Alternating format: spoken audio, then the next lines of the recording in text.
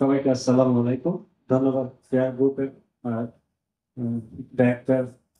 World football দিবস আমাদের প্রথম দিবস আমরা পালন করতেছি সবাই মিলে। এটা আসলে আমরা সো লাকি, কারণ আমাদের তো সবারই কথা দেশের ফুটবলটা কোথায় যাবে। তাহলে দেশের ফুটবল উন্নতির জন্য যেমন ফাইন্যান্সিয়ালি সাপোর্টটা দরকার, তেমন কর্পোরেট টিমগুলিও দরকার। আমরা আসলে 70, 80 আর 90 দশকে জন্মগ্রহণ করি, এটা আমাদের জন্য আসলে খুবই দুঃখজনক। মানে আমি মনে হয় আমরা দুর্ভাগা। আপনাদের মধ্যে স্পন্সররা আসা দরকার ফুটবল।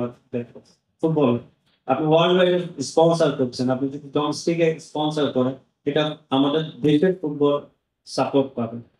ইউথ ডেভেলপমেন্ট নিয়ে কাজ করেন, আপনার youth under 14, under 12, under 10 baby league করেন।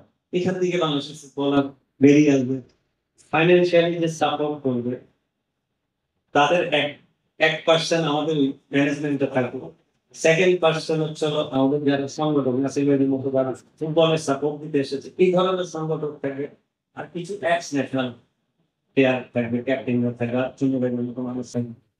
একজন ফাইন্যান্সিয়ালি সাপোর্ট করবে, একজন সাংগঠনিক স্ট্রং থাকবে, আর প্লেয়াররা ওটাকে ফলো আপ করবে।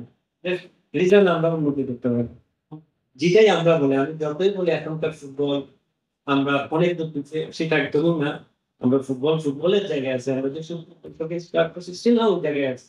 কেউ উঠছে, কেউ নামছে, আমরা ওই জায়গা থেকে আমরা স্টপ এসে আছি, বিকজ আমরা ওই সাপোর্ট বলি কেউ কোনো সাইড থেকে পায় না।